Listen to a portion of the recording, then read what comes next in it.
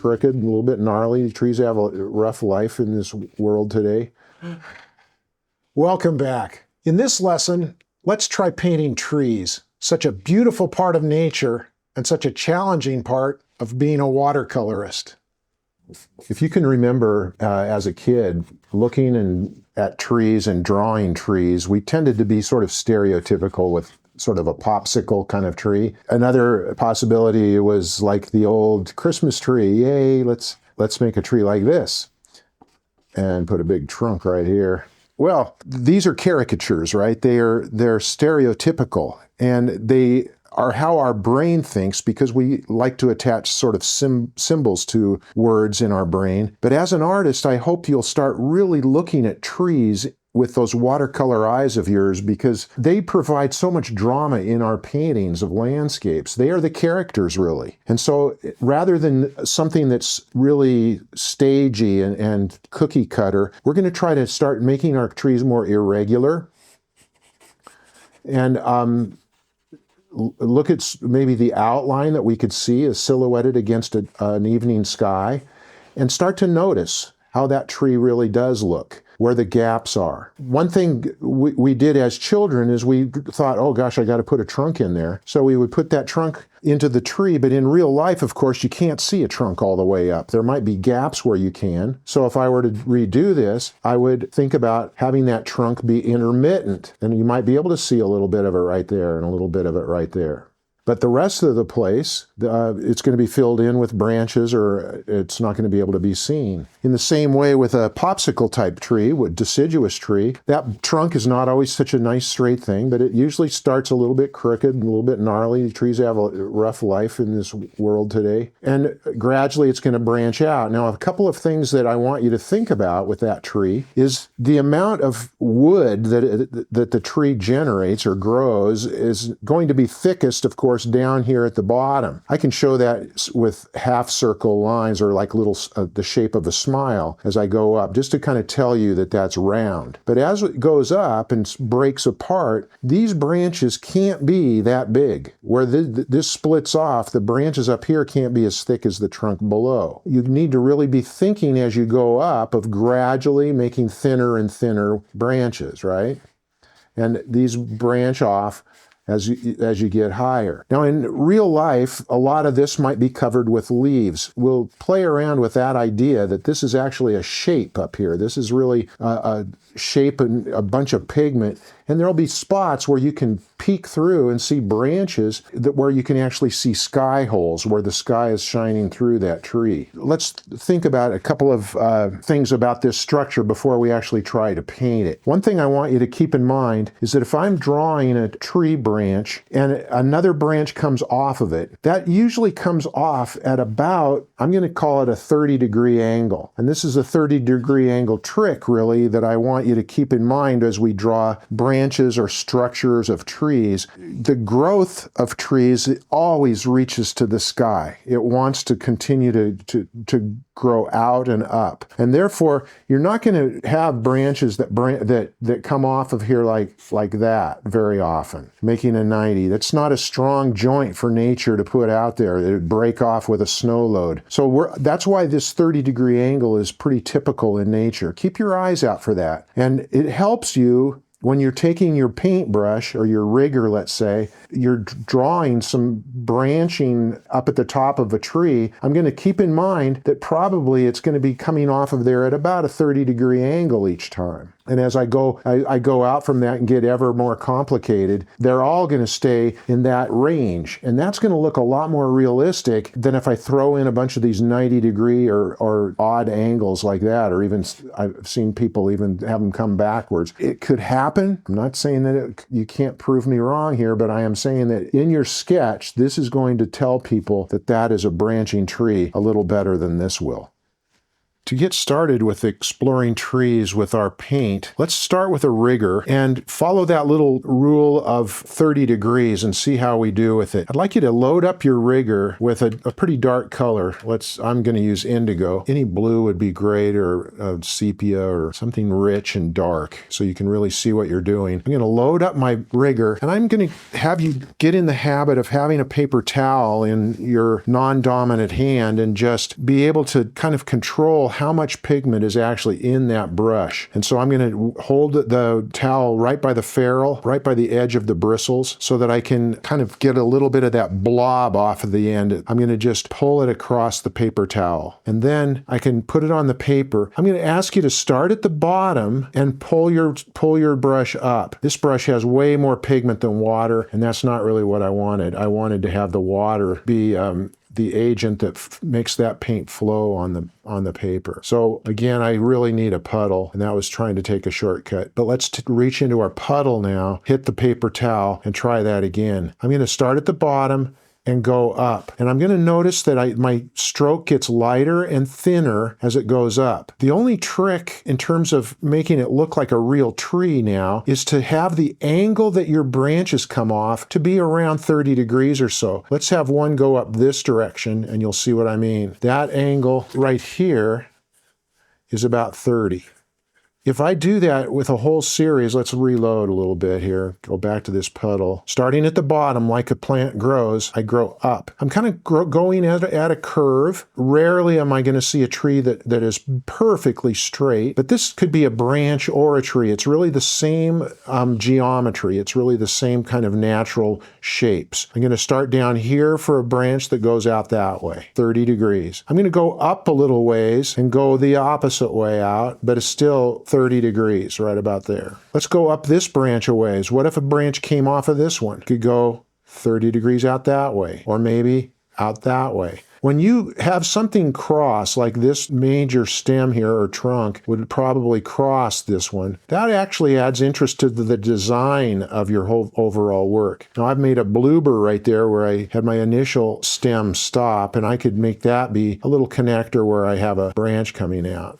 What I'm really trying to do is have it look like it could really happen in real life. And so I'm going to go back now and see if it looks like the joints are strong enough. Is there enough wood that's really making that joint work? Like right here, I might just make that go out a little bit wider. Maybe another branch is going to come off of here. Play around on your paper with this kind of branching geometry. You can't get enough practice. It's taking your rigger, not exactly using it like a pencil. It's really using it as a paintbrush because it has that springy action to it. Now, if we keep going here and we're thinking about a deciduous tree, I want to show you one crucial point, and that is that the canopy of the tree is kind of a separate deal than this trunk system. And so let's do the canopy first and then add the trunk. I'm going to start with some analogous colors over here in the warm area. So this will be probably like a fall tree. And I'm just going to put some blobs of color. I've thought about it a little bit as sort of a three-circle thing. So there's like a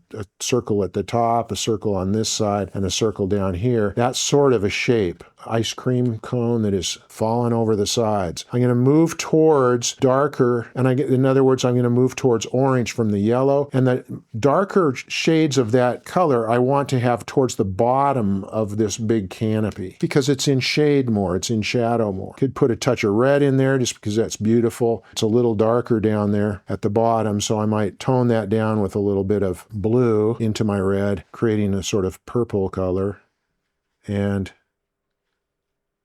touch that into a few of those lower spots. This isn't super important to make some perfect thing here because what we're really talking about is how the base of our tree has some of the same geometry. I'm going to get that dry really quickly so we can go right ahead. I typically don't like to use a hairdryer or an heat gun because it tends to move the paint in ways that are not necessarily the most beautiful or dries it out in kind of odd ways. So I like to let my paints dry pretty naturally, except we need to watch the process here. So let's see if this will still show that. One of the things I want you to start recognizing about tree trunks is that brown is a pretty deadening color in a painting. And in fact, trunks are rarely actually just just a solid brown color, you know, Van Dyke brown or something like that. Makes your painting look pretty dead. I'm going to try making a mixture of sap green and Prussian blue, and let's see if we can make a trunk and try it down here. Now I'm going to start down in the earth and go up. I'm trying to think in my mind, how big would that trunk be to actually be strong enough to hold this big canopy? Now down at the bottom, that might be about all you're going to be able to see. It's just that very beginning trunk. There might be other parts, though, up inside the canopy where you're going to be able to see branches. If I do, let's kind of keep our mind of this branch going, imagine it going up this way. Eventually, there's going to need to be some branching over here. So I'm just going to indicate that, and there's one of those 30-degree angles. Put a couple of smaller branches here. I'm fine with letting that bleed. It's just going to make an interesting pattern. And real lightly, I might throw a few more of those 30-degree babies up there. There could be a thicker part of the trunk that shows through right up in here, coming up, let's say right in here, say somewhere. And I might just put a little section of that to give the illusion that that goes all the way up. I didn't need to paint all the way up. Remember, I left some of that foliage in front of our trunk, but between our eye and what of the trunk we can actually see. A couple of things to notice. The trunk is not that big compared to this huge canopy. When we were little kids and we did those popsicle trees, we tended to make the popsicle and the stick be about the same size. Not too often does that happen in nature. But I hope you're using your watercolor eyes now when you're on a hike or you're walking over by a park area and you see some trees. Notice the symmetry of it. Notice the dimensions of it and the proportions of it. Typically, the canopy is going to take up way more room than that little trunk that's doing all the work down there. If I wanted this trunk that I made out of that mixture to be darker at the bottom, I'm going to get more of the Prussian blue right down in here. And I could charge that in while it's still wet or later glaze that in. I like it to not be just all perfect, but be a little bit modeled like real life, because there's darker parts of the bark and there's parts where it's been damaged by weather and animals chewing on it and everything else. Okay, take a look at that canopy, trunk, and that branching geometry and play around with those kind of shapes and those kind of dimensions and proportions for a little while until you're fairly comfortable with it. Having grown up in Oregon, my favorite kinds of trees are evergreens, and I include an awful lot of them in my paintings. They're fun to paint, but I want to practice together and kind of get a few of the basics down on how I construct these with paint. And to start with, I just want you to practice some brush work, and what we're going to experiment with is the sort of strokes where you start at the top and you draw your brush down and push it out. Draw your brush down and push it out. Brush down and push it out. That's going to be the basic kind of rhythm that you're going to use as you build a tree. The things I keep in mind with evergreens is how thin they are at the top, and I always start with a really pointed brush, a rigger or a narrow pointed brush, maybe a number 8 would work, and I pull it downwards. So I start at the top and I work my way downwards, and I push branches out to the side. To paint coniferous trees or evergreen trees, I'm going to start by a method that just uses a round brush. It comes to a nice point. This is a number 8, and I think it mimics the shape of the branches of an evergreen tree pretty well. Let's start by making some color for ourselves using sap green with a little bit of Prussian blue in it to darken it to that rich kind of evergreen bluish green color. Now this brush strokes in different ways, but the thing I want you to notice is if I point my brush toward the top of my paper and just press down and pull down, I create a stroke that's thinner at the top and gets a little bit fatter towards the bottom. That is the beginning of a tree to me, the top crown of the tree. I'm going to align my brush right along that same pathway, and this time push it over to the side. Okay, so I've gone down and over, creating sort of a swan looking up at the moon. Okay, I'm going to continue to go on this same axis downward, but as I go, each time I pull down, I'm going to flick it over to the side. And what I like to see is where the bristles of the brush make a thin little branch, little tiny needles kind of going off to the side. We've got to think about going over this direction too. Now, I don't want to be perfect. That's going to make it look as fake as anything in the world, is if all my branches are just sort of lined up. But if I add a little extra here and maybe go for a while without any branch over on this side until finally we come to one over here, and maybe add a little thickness up there. Have a little bit of needles coming down into that gap. Okay, as I move my way down, I want to add darker paint, darker value, so that it indicates that that's going to be more in the shade. In fact, on the bottom edges of these branches, I could touch in some extra Prussian blue and it'll be fine. It'll read okay. All right, now I'm not going to be I don't want to have you get all freaked out about making a shape of a tree that's perfect right now, but let's go back into this for a second with a thirsty brush to give us a little bit of a trunk. I'm going to use a 1/2 inch flat and hold that in my rag for just a second to get most of the water out. It's damp but not soaked. And I'm going to keep that central axis, but maybe right down about here, I'll just lift out a little bit of paint, just kind of indicating that trunk right there. Or I could go to a side for showing you a branch. Maybe a little bit of light would hit the top of that branch or this one. When I do that, I'm not afraid to flick a little bit of paint around because it's going to add to the texture and uniqueness of my little individual tree. If I want to put some other branches or trunks in there besides lifting, if I want to paint them in, I'm going to wait till it dries because that's just inviting disaster. When it's so wet, it would run all over the place and not be as finely detailed as you would want it to be. So let's take a look at this in a second after it dries and see what we can do with it.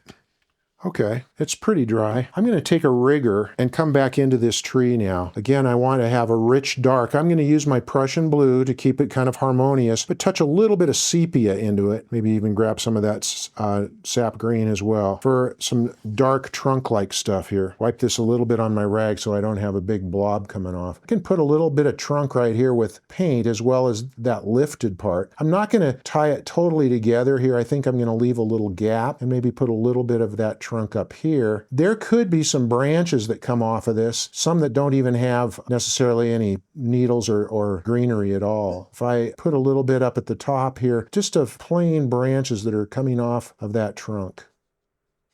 That'll add another dimension, a little linear dimension that'll be kind of interesting. Right at this part of the trunk, maybe I can put a branch coming out. The rest of that, I think, is going to be obscured. There's so much foliage down at the bottom. I don't think you'd really be able to see much trunk stuff down there. I could touch into it with some super dark if that would help your tree kind of feel like it has a little bit more to stand on. So down in here, there'd probably be some pretty dark areas. I think a little bit about where this green branch is coming down, and what I actually painted was sort of some negative space down here. I put some darks so that if you look at the green part, it looks kind of like some green needles are pointing downwards like fingers. And I did it by painting dark fingers in the gaps. That's all it is, just painting in the gaps. Play around. That's going to take a lot of practice to get good at making a tree based on using that round brush and your rigger. Use this example and keep trying it a number of times. It's difficult at the beginning and it gets easier and more fun the more you can feel comfortable with it and kind of let go of having to be perfect. I'm going to try a different approach for a second. It'll be the same idea, but let's just focus on a single branch. If you take your round brush and make a needle pattern, notice that I'm having it come out like it does from the branch of a tree, and when I go back later and put the actual branch in, it would end up being up here above. Okay, let's just see if we can simulate a pine branch here. If it's growing from the trunk maybe over on this side, let's put the trunk over here just so we kind of know where we are here. And then coming off of that, there'd be a branch that catches the top of that. These are growing out away from that branch. Looks like there's a 30-inch or a 30-degree coming off of that, and that's fine. It's great to have all this stuff kind of getting runny and not being perfect. I'm really thinking about the branch work and then maybe adding needles to that rather than doing this whole shape of the tree with my brush, but instead kind of like creating a skeleton of branches and then coming back into it using various brushes. You could try using a flat brush. Let's get this lined up a little bit here. Off of this trunk, getting some pine branches, and I could do it with this kind of a flat brush. Let's see how that looks.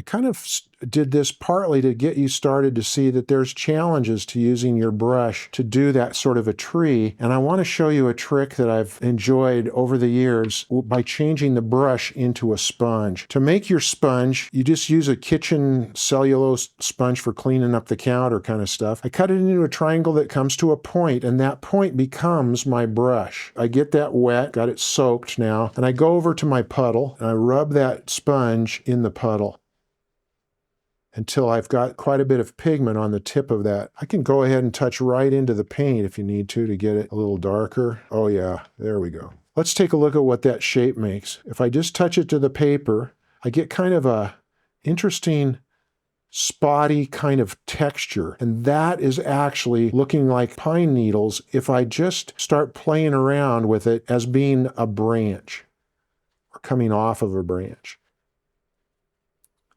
Okay, I'm going to run out of paper here. This is a great thing to practice on newsprint so you don't feel too precious about it. Those little patterns are very similar to what a pine tree or a spruce tree looks like if there were branches coming out through here.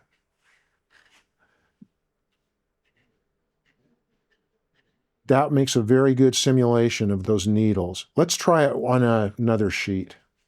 Okay, let's do a little more sponge practice. I'm going to get my sponge wet, and I'm going to make a puddle of sap green and Prussian blue. I'm going to throw a little bit of sepia into it. It makes it a little bit richer and darker. I'm rubbing my sponge around in the puddle so that it doesn't have any chunks of pigment, but that it's pretty saturated and pretty dark. Let's do a tree first using just the sponge. And just like with a round brush, I'm going to start by first putting that first stroke down, and by just touching the shape of that triangle sponge the way I used my round brush, it makes a very similar mark. Pointed at the top, and it's thicker down at the base. And that could become the top of my tree. It doesn't have to be perfectly straight, because a lot of times trees aren't. Let's try now going to the side. Instead of flicking our brush over, we're going to just take our sponge and think of the shape of that triangle. Which way do you want to have that go? And I want you to play around with that until you get comfortable making that triangle go out to the side a little bit. Okay, so that you're pointing it outward, going over this way, left-handed.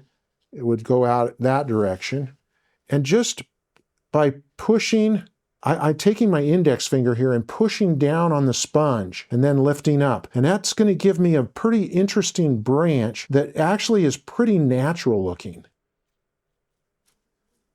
Push down and just see what I have. Kind of pitter-patter out to the side a little bit. Okay, so that's pushing kind of hard at first with my index finger, getting quite a bit of pigment to kind of almost splash out. Okay, and then I'm going to leave it. I didn't get it super solid. I let there be a lot of air space around, and that's fine. I'm going to let that dry for just a second, and let's touch it again with an even darker shade. So I'm going to get sap green, Prussian blue, sepia. I'm going to lean a little more towards that sepia and Prussian blue, not so much on the sap green this time, so that we get a little more variety, because this has got a lot of sap green in it. Same sponge, same technique. I'm just going to touch towards the center where the darker parts would be in shadow. This is going to help show a little more depth to that tree. And then down here at the base. Now, I'm not really going to let the sponge do everything because, I certainly could, but I think it will help my viewer, and I think it will help me feel like it's has a little more variety if I just put a little bit of rigor work into it. So I'm going to once again use that same color scheme of the triad of sap green, Prussian blue, and sepia because I want my painting to be harmonious. That tells me that it's going to really go together. It's going to have a certain unity to it. But now I'm going to lean towards the Prussian blue and the sepia, and I'm going to make a little bit of trunks and branches. I'm going to dry my brush a little bit, get some of that water out so I don't have a branch that just goes crazy on me unexpectedly. I can see sort of a white space paper gap right in here, and that's going to be where I could put a little trunk right there. I used what I saw happen on the paper, and I adjusted and decided, okay, sure, let's put a trunk right in there. I can have a little bit of that trunk go off the top. A lot of times the top of the tree hasn't really developed any needles or anything. It's just sort of like a stick going up there. There has to be something holding these up over here, so I'm going to give you a little indication of a branch that's going over in that direction. Same thing over here. A branch going over in that direction, or downwards. Or a branch that comes out, has a 30-degree break in it. Maybe give you a little indication of trunk there. So I just threw a few little bits of line work in there to add some variety to my tree. I don't want to be flippant about this because it looks like it was easy, but I can't tell you how many thousand times I have tried this. So I'd like you to take some time with your sponge and don't give up. Play with it. Typically the problems that you're going to have is you need a little bit more pigment in there without so much water. So don't be afraid to squeeze it out, squeeze it over your water bucket. It'll hold a lot of water. And you want to be able to control that and have some dark pigment. And then just practice another one. I'm going to point upwards to start with, go out to the side, and remember that trick of kind of pushing with my index finger down towards the paper, and it just leaves a mark, and then the tail ends of that are usually really fine. They're like little needles.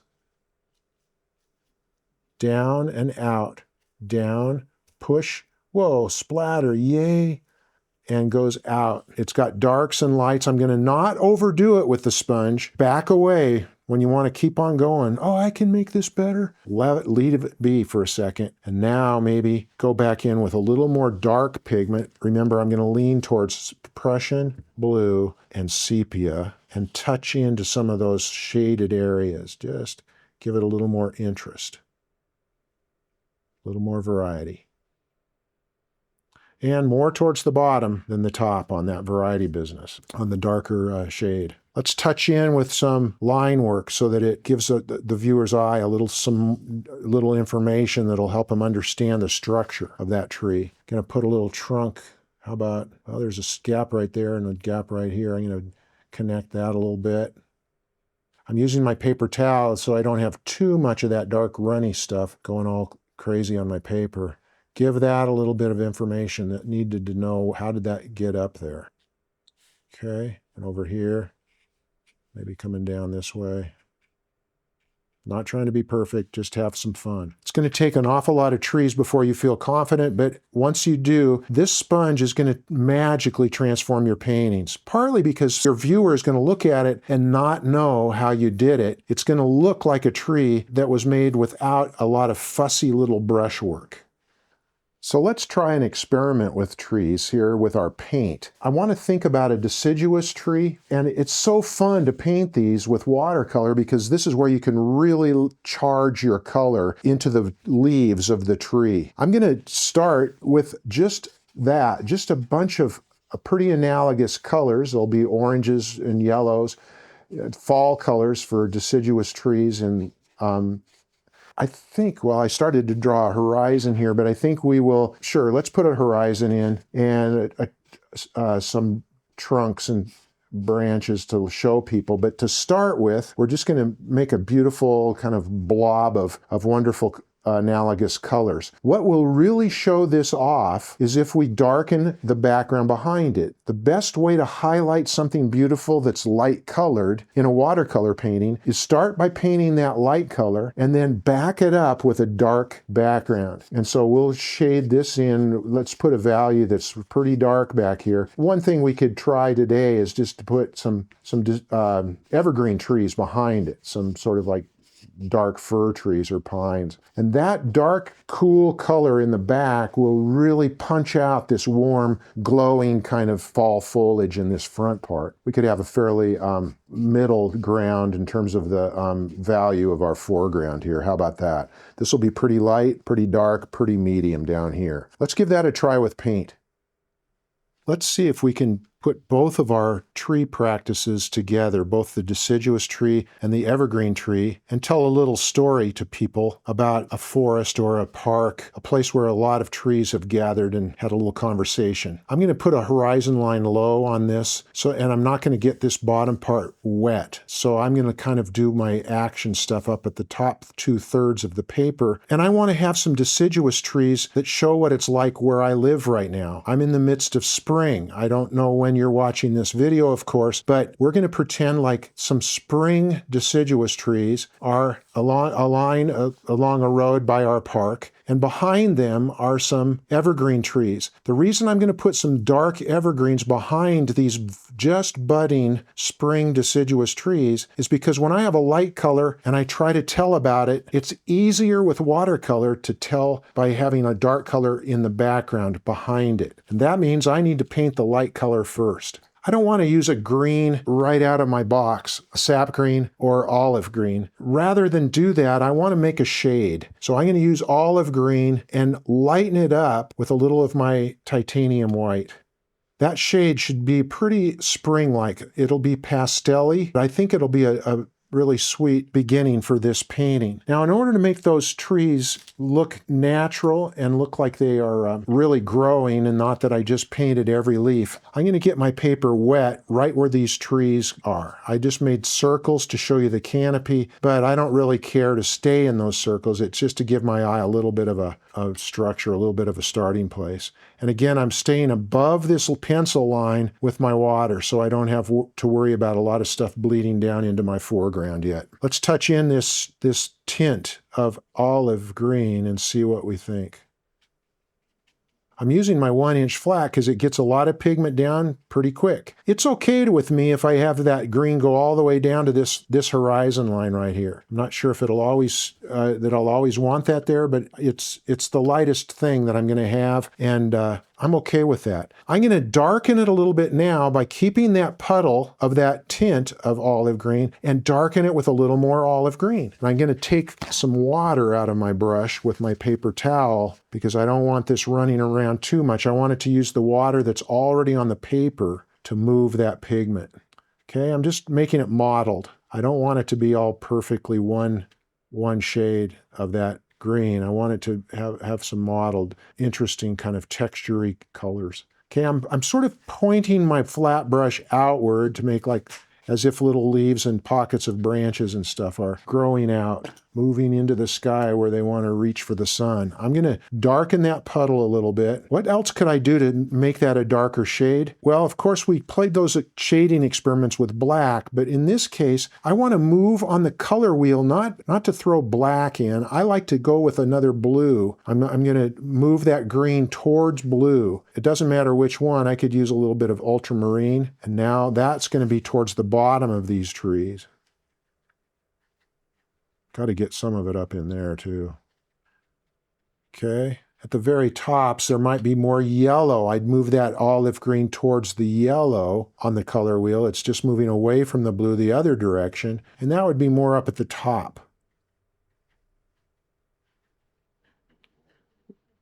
Well, the sun's hitting it, so I guess that makes some sense. And I think I need more variety still. So I'm going to get it back over into my old wash of sap green and Prussian, touch some of that into my little olive green puddle here, and see how that does with my, there we go. Now we're getting a little bit darker. And all this down here could be darker. That's where the shadows are.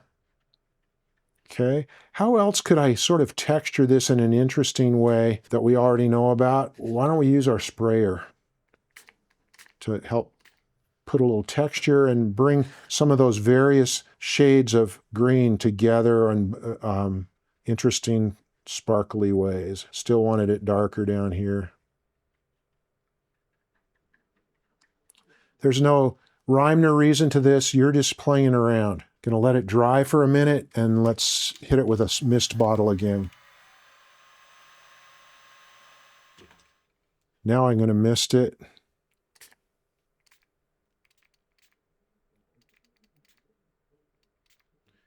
And you can start to see a little bit of that texture. It'll give the suggestion of leaves. If I painted every leaf, talk about an OCD painting, that would make it look so fussy, and it would give your viewer so much of an opportunity to say, I can see every brushstroke on those leaves, and that looks so fake. So I'm not going to give them that opportunity here. I actually want to get some clean water and get that top edge a little bit damp so it runs a little bit. This is getting to be a pretty hard edge right there, and I think I am going to enjoy this painting more if there's some parts of it that are softer. It's okay to have a few hard parts, hard edges, but I want a variety. A little more water there. Okay, we're going to show these trees off by putting a dark canopy of evergreens behind it. It's kind of like this is the stage here. These are the main characters, but we need some nice, beautiful curtains behind it. Got to dry it a little bit. One more mist. If it's dry enough, it won't make any mark, but if it's just right, it'll make even better little droplet textures. That's what I want. Oh yeah, okay. Now I'll dry that top edge so we don't have too many accidents, craziness, that little blob of water right there. Ooh, we're getting a nice little run back. If you keep the spirit of experimentation with you as you paint, you're going to have these little, what Bob Ross would have called happy accidents, and that's exactly what are going to make your paintings jump. Have little beautiful secret things happening in there that are going to be a lot of fun. Let's start getting a good dark puddle going with sap green this time, and those colors we used with our sponge, remember when we were playing with the evergreen trees and sponges. I'm going to get more sap green, Prussian blue, sepia, make a nice dark puddle of melted butter here. I just want to show you what's happening at the edge of this. There are leaves of these deciduous trees that I want to tell people about, but I'm going to have to do it by using negative painting, really. I'm going to just give you a sense of what this dark looks like up here. Okay, I'm using a round brush. I'm pulling this upwards, and I'm going to just kind of use the point of this brush to dot a little bit. Oh, there's a little water there. That's all right. And then pull that up. Little bit of dots, and then pull up and fill that area. Let's look at what happens. The dots could become little bits of leaves. Now, a person's eyes from a distance is not going to see how one individual leaf could stand out against that dark background, but it does. Our eyes notice that, not knowing exactly how that's working, but I want you to start noticing this now on your next visit to the park. Just look at what happens at the edges where leaves meet other trees, and what does your eye see? Okay, this is a pretty smooth curtain, just basically a flat wash curtain to start with, and that's okay. I could put a stroke of dark vertical in there later. We could put a few dots over on this side, down into the deciduous tree, some of those leaves, and then go on up. That got us started, but I don't really want to just keep using this like a paintbrush to fill in the whole wall, to paint the whole wall with a flat wash. I want something interesting up there that looks like evergreen trees. I'm going to take my rigger now and get some pretty dark shades of that Prussian blue, sap green, and sepia mixture. So I'll lean towards Prussian blue and sepia. Got some really pretty dark stuff here. And let's just see what happens if I use my rigger kind of to make some of those evergreen branch shapes. Well, that's too much water right in the center. It was just dispersing those branches all over, but that's okay. While it's wet here, it's pretty forgiving. I'm just going to keep putting verticals, trunks, branches off to the side. Don't worry too much about it if it does something that you don't really like, because as it dries, we can fix it. That's giving you an idea of how we're going to have that curtain behind there. Out toward the sides, I'm going to make this a little bit like a vignette. In other words, it's going to sort of fade out to the white paper by the time we get out to the edges. So I'm going to go back to our sponge trick. I'm going to get that sponge wet and take it into our puddle of sap green, Prussian blue, and sepia. Another good trio for you might be different because you might not have one of the colors I'm using. Try it. Use Hooker's green and ultramarine blue and burnt umber. They're completely different colors, but they're very similar in terms of what they would do. I've got that loaded dark pigment in here, and I'm going to remember how I did some of those trees with this sponge, and let's do it now so that is going to have some white paper starting to show. And would you notice something about the edge of these trees? That sponge actually does a great job of putting those little dots in there. You don't have to do that individually with your brush, painstakingly, and making it look sort of fake. The sponge is doing it. Wow, yeah. Maybe I don't know about all the way down. We don't know yet. Let's just leave it for now. Let's do that on the other side. Reload, nice and dark. Prussian, sap, sepia. Okay, first step, get my hand out of your way. First step is I kind of tried to integrate it into that wall that I started with, just like where I had just filled in so much of that paint. I want to have a little more texture of the pine branches. And again, I'm going to go out over to this white paper using that sponge technique and look, dancing it a little bit along this edge here where it's going to make some interesting kind of suggestions of leaves on those deciduous trees. Okay, I better put a evergreen tree up clear out here somewhere to give people an idea of what's going on. I think we better finish this side a little bit more. And maybe a little bit more there. Okay, now we've got this stuff. We've got the basics done. I think it's time to now think about how do we tell people that these are deciduous trees and these are evergreen trees. I'm going to use my rigger to do most of the work. I'm going to start by getting some dark pigment in it, and I'm staying with our harmony here. I'm staying with the green, blue, and brown mixture, and that's going to help do the storytelling. Dead trees bring life to your painting. That is the Zen statement of the day. I'm going to put a dead tree right here, and the reason I like this is because it gives variety. So I just put just a trunk. There's no visible pine needles or anything else on that one. Dark pigment on my rigger here, sticking towards the blue and the brown especially. And then I'm going to go back over on this side. Let's put a... Now, if I have one on this side and one on this side, I'm in trouble. It tends to look more boring because it seems like it's just absolutely symmetrical, even though it's not exactly. But I'm going to put another one over here, two of them pretty close together. And this one, I'll throw a branch out that direction and back over that direction. And this is just an excuse to put some verticals in here because I love that kind of architecture. I want to have some verticality thrown into this overall blob that we started with. It just doesn't have enough skeleton to it, really. Up here, I could put a trunk, and this has got probably branches on it. You're not going to see the whole trunk, so I'm going to put gaps. But it really is like as I'm painting a dotted line. Dash, space, dash, space. Maybe a little tiny touch right down into those deciduous trees. This one here, we did it. It's nice and green, but I'm going to put a little bit of darker paint in some of the spots on there so it has some variety. Give it a little more intrigue. This needs a little more information up here. Okay, maybe down here. Throw in a branch or so. Okay. How about a branch over here? Notice some variety I automatically got. I have some light ones and dark ones. Got real light, dark, dark. I've got short ones and tall ones. I've got ones that go all the way off my painting. It just gives a little bit more interest to that work. Feels like there's just these verticals, kind of like Roman pillars in front of the cathedral or something, and I want to break that up a little bit. Let's put a couple of side branches. This one could have a branch coming over. Maybe another couple of verticals closer to this one. So now they're skewed off. They're not just symmetrical. I want to tell you about these trees by putting some trunks in as well. And that means I'm going to have to be thinking back to those practice sessions where we did the 30-degree angles business. I find that rather than making big, strong trunks down at the bottom, I'm going to start a little ways up, and I'm just going to make a few of those 30-degree marks. I'm going to bring them out. I think about that original circle I had, and I'm sort of like making spokes to that wheel that we first started with. Okay, I'm going to go up this way, do some 30 degrees.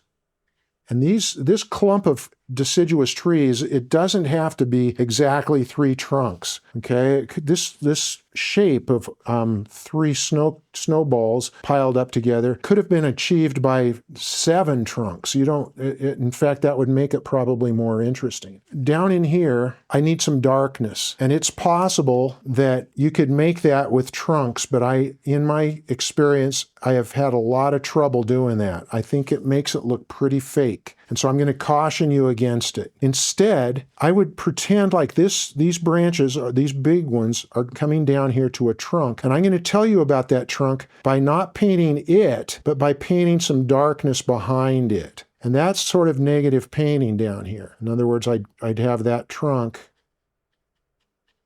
be coming down where those branches are coming down. And that's going to look a little bit fake because I just have it cut off right there. So I'm going to take some clean water and make that soften. Clean water on my rigger. Soften this top edge right here up into the tree. Do the same over here. If this is freaking you out right now, I want you to not worry about it. Later on, you'll have some time to practice a lot more getting these negative shapes. For now, all I really want you to notice is that it's a way that I have kind of tricked you into telling you about these trunks down here. And it's a way of having darkness down at the base of our painting. And finally, I want to just tell you about this foreground a little bit. And to make it quick, I'm going to do it with my flat 1-inch brush. It brings more pigment more quickly than anything else. I want to do it with just a couple of strokes. And I typically make a zigzag. It helps to bring my viewer on a little bit of a path up to our trees. And so I'm going to load up this brush with harmonious color. That means I'm going to use some sap green and some Prussian blue, but I'm especially going to use some sepia. I could touch a little other brown, like maybe a little bit of raw sienna into it to help bring that earth shade into what we're doing here. I'm going to make my 1-inch flat brush go horizontally along that original pencil line that I made, and that's going to give it a base for this whole painting. And then I'm just going to bring it back and just be done. Maybe you've missed it a little bit to get some texture. I've loaded up a wet brush. I got one chance to do this. That's why I'm kind of going back over it. I loaded up sap green, Prussian blue, sepia, and touched it with a little bit of raw sienna. Okay? I'm going to run it along that line and then back and forth. Across, back, and back.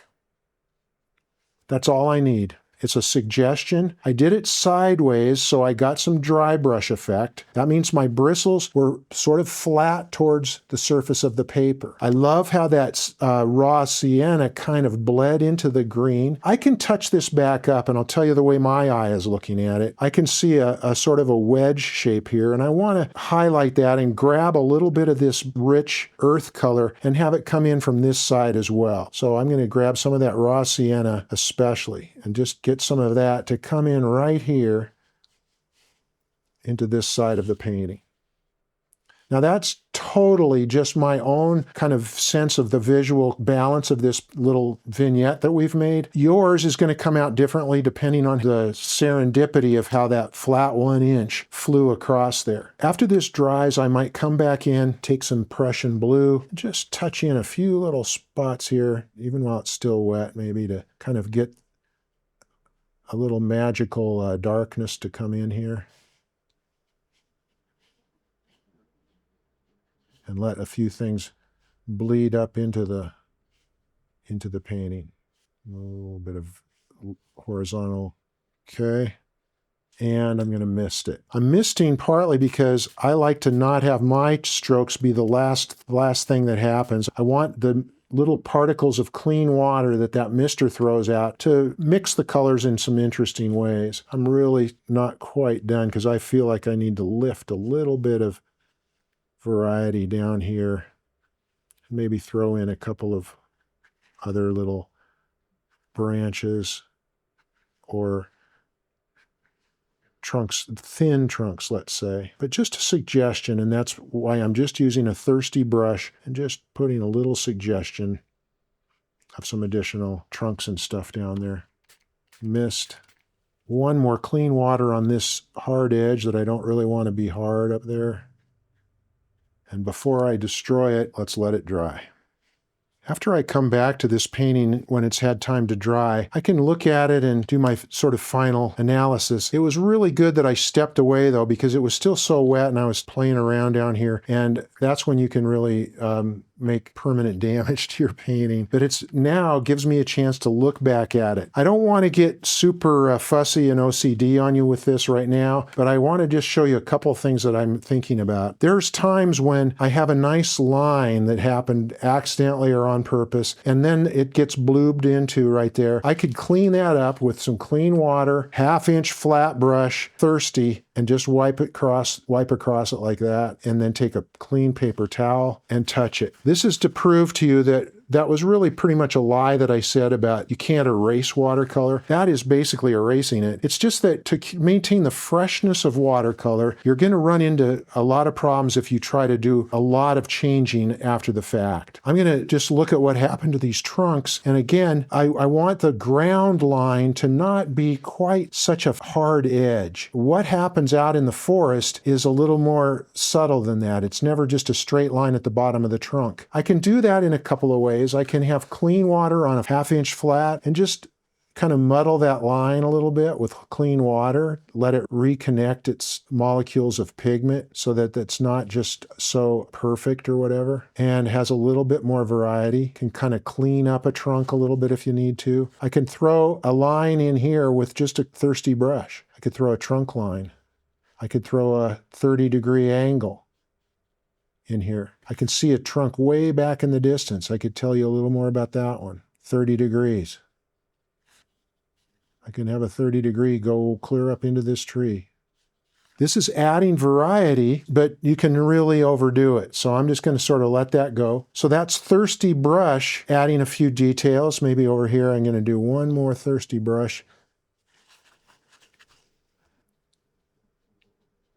I'm feeling a little bit like looks like roots and grass and stuff going on. I feel a little bit like there's a disconnect where I made that original pencil line that I kind of want to break. I want to break that barrier between my trees and my foreground. And I'm going to do that with some lines that come from the base, lines that come up from here into those trees as well. So it's going to give a little more of an illusion of depth to the painting by having this part come out over here a little bit into the foreground. And to finally give it something to stand on, I've got to put a little bit more base down here, a little bit more foreground base, not wrecking any of that dry brush stuff, but just getting another dark in there. And finally, missed it. Blur some of those edges a little bit so it's not quite so fussy looking. And then I'm going to let it dry, and I promise I'm not going to try to mess around with it anymore. Except for that little bit of raw sienna. Aye, matey, this might be a time that I'd go ahead and abandon the ship. Okay, let's stop there. We could go on and on and on working on trees because they present such challenges to us as a watercolorist. But I hope you've had a chance to just practice a few different ideas, different brushes, using a sponge. Now keep practicing. Work on small pieces of paper so you don't feel so much pressure. I think you'll get to a place where you love painting trees.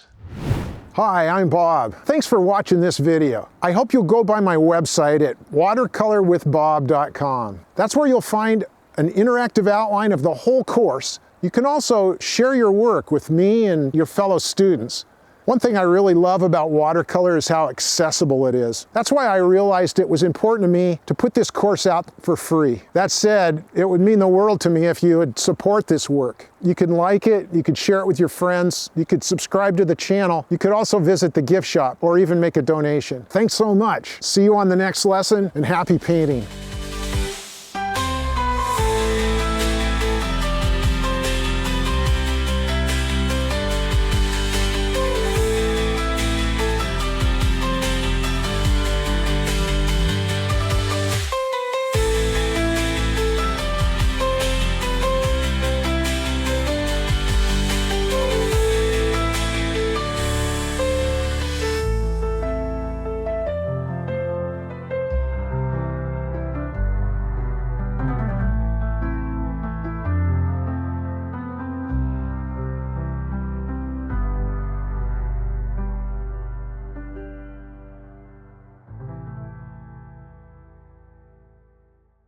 Yeah, just some happy little trees there.